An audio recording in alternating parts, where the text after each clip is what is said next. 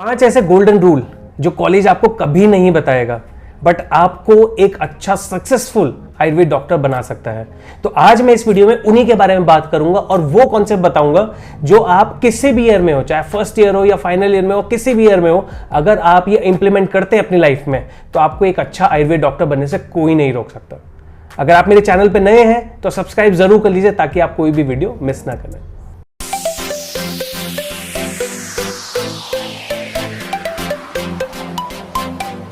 Hello everyone, welcome to Tulsi Ayurveda. I am doctor Ankit Agarwal.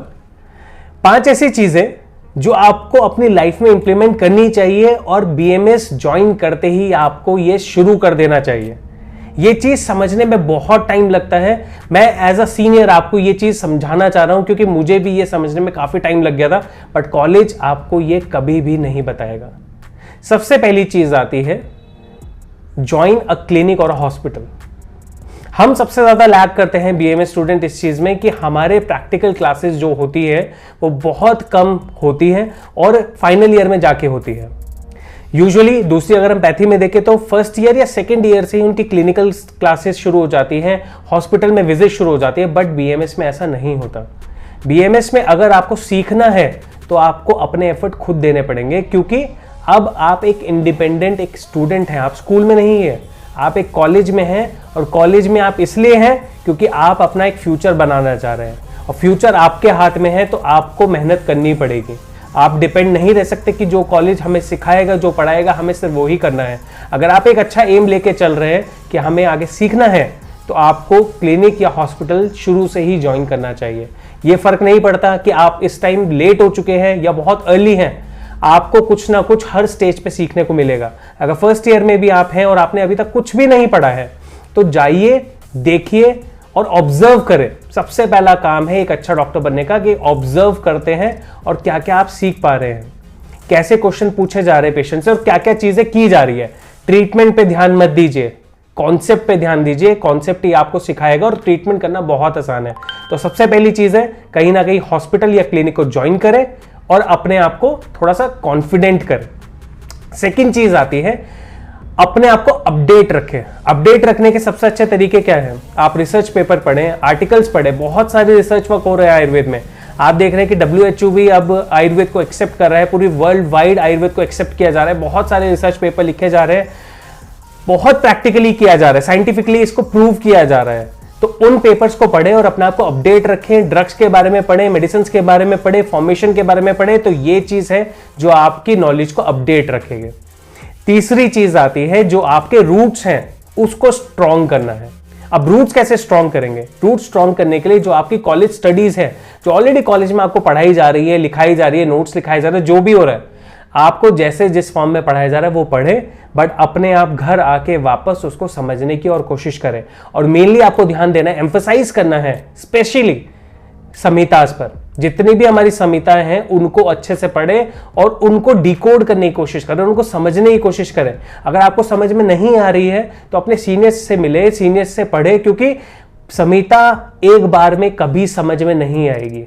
जब आप 5-6 बार पढ़ लेंगे तो धीरे धीरे आपको समझ नहीं आनी शुरू होती है। तो एक्सपीरियंस यूज करें अपने सीनियर्स का, अपने टीचर्स का। जो भी आपको डाउट होते हैं वो उनसे पूछें और उसको पढ़ें और अपने आप को ब्रश अप करें, अपने रूट से कनेक्ट रखें ताकि आपकी नॉलेज स्ट्रांग रहे, अपडेट रहे और उसको आप प्रैक्टिकली इंप्लीमेंट कर सकें। चौथी चीज आती है अब इसका प्रैक्टिकल इंप्लीमेंटेशन। जो चीज आपने पढ़ी है अब उसको प्रैक्टिकली इंप्लीमेंट करना है और आपको कॉन्सेप्ट्स बनाने हैं, उनको डॉट्स को कनेक्ट करना है कि वात पित्त कफ के बारे में हमने ये बोला है तो ये क्यों जरूरी है, धातु के बारे में बोला है तो वात पित्त कफ के साथ कनेक्ट करके क्यों ट्रीटमेंट जरूरी है, कैसे हमें ट्रीटमेंट करना चाहिए, कहां से स्टार्ट करना चाहिए, कैसे संप्राप्ति चक्र बनाना चाहिए। बहुत थोड़ी सी टेक्निकल बात मैं बोल रहा हूं, बट आपको ये चीज समझ में आएगी लेटर ऑन स्टेज में। जो फाइनल ईयर या थर्ड ईयर के स्टूडेंट होंगे उनको ये चीज समझ में आ रही होगी। तो ये जरूरी है। हम जब पढ़ते हैं हम ये पढ़ते हैं कि ये वात पित्त कफ से हुआ है, ये धातु से हुआ है, ये देश काल से हुआ है, बट हम उसको कनेक्ट नहीं कर पाते। कोई भी डिजीज सिर्फ 1-2 चीजें से नहीं होती। डिजीज की फॉर्मेशन होने के लिए बहुत बड़ा एक कॉन्सेप्ट होता है। तो जब तक हम सारे डॉट्स कनेक्ट नहीं करेंगे हम समझ नहीं पाएंगे। तो प्रैक्टिकली उसको इंप्लीमेंट करना शुरू करें, समझें कि कैसे कैसे वो सारी चीजें इन्वॉल्व होकर एक डिजीज को बना रही है।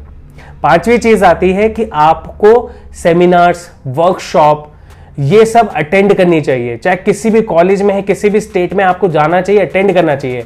इससे आपको बहुत फायदा मिलता है। कई स्टूडेंट सोचते हैं कि वहां जाएंगे, ये वाले लेक्चर्स हैं, हमें तो ये समझ में नहीं आता, या ये चीज़ है, हम अभी अर्ली हैं, नहीं जाना चाहिए।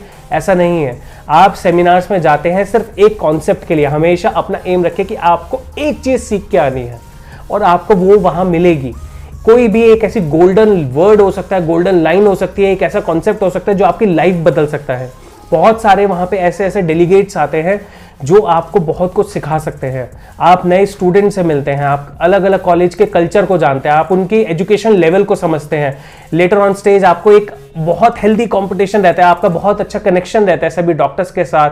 आप ऐसे ऐसे वैद्यों से मिलते हैं जो वर्ल्ड वाइड जाने जाते हैं, बहुत फेमस होते हैं, बहुत अच्छा काम कर रहे हैं। तो ये चीज़ ज़रूरी होती है। कभी ये मत सोचे कि इतनी फीस है, बहुत महंगा है, नहीं जाना है। कभी भी अपने ऊपर इन्वेस्ट करते हुए हिचकिचाए मत, बड़ी सोच रखें ताकि आप एक बड़ा डॉक्टर बन सके। और अपने आप को हमेशा कॉन्फिडेंट रखें, कभी भी डिसहार्टन फील मत करें। आप जिस भी ईयर में हैं, कमेंट बॉक्स में जाकर जरूर बताइए, और ये भी जरूर बताइएगा कि आपको ये वीडियो कैसी लगी है और आगे आप और क्या देखना चाहते हैं। क्योंकि हमारा एक प्रयास रहेगा, कोशिश रहेगी कि हमेशा आपको एक सही गाइडलाइन दी जाए। एज अ सीनियर आपको यह बताया जाए कि क्या चीज आपको करनी चाहिए सक्सेसफुल डॉक्टर बनने के लिए। Thank you so much.